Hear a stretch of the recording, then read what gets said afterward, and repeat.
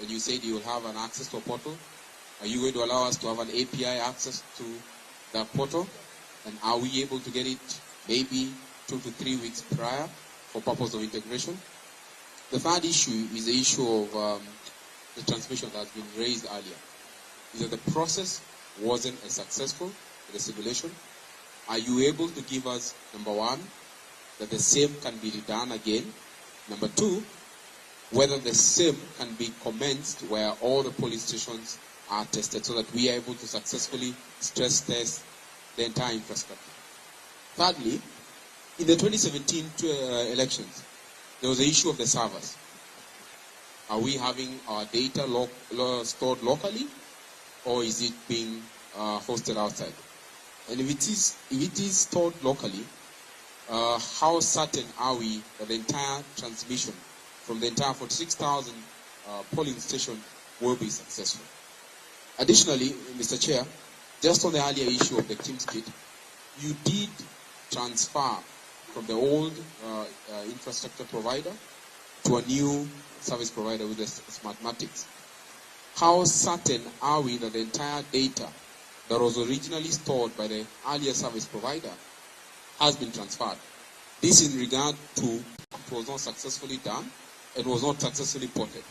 And in that issue, if it was successfully ported, are you able to provide us a data destruction certificate from the earlier service provider, guaranteeing that the entire data that was originally stored by them has been destroyed so that the new service provider has access to them?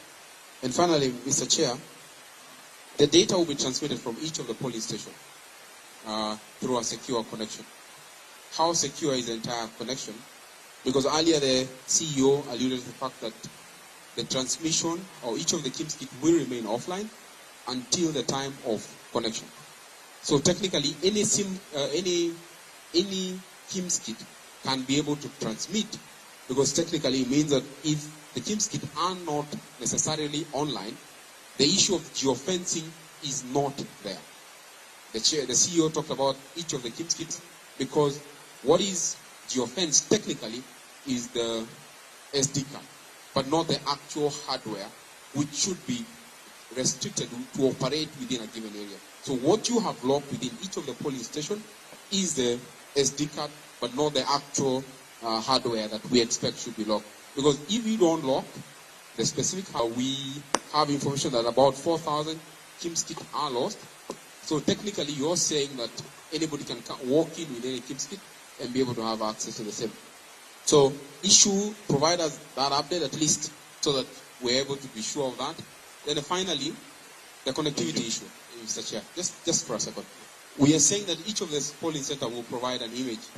I mean, the capability of each of these networks transmitting more than 24 GB of data within any given time, owing to the fact that every one of them will transmit data at one given hour, will be impossible.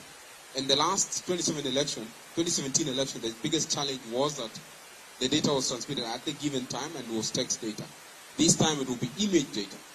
So if our infrastructure cannot have the capability to host this data on real time, we'll have a serious crisis. There's a possibility that your data centers will not support this capacity, and we would like the same done with an actual testing. If the last testing wasn't successful, can you show us by a demonstrable test that is actually going to work? Thank you, Mr. Chair. Lastly, Roots Party. Yeah, thank you, Chairman, for hosting us and the other presidential candidates. We'd like to appreciate what you have always done. You have, as you mentioned, an open door policy, you and your commissioners. Thank you for all listening to our concerns. But for now, my presidential candidate and myself would request leave. We were here the first ones in the morning. We've just started our campaigns and we would like to attend to other matters. Thank you.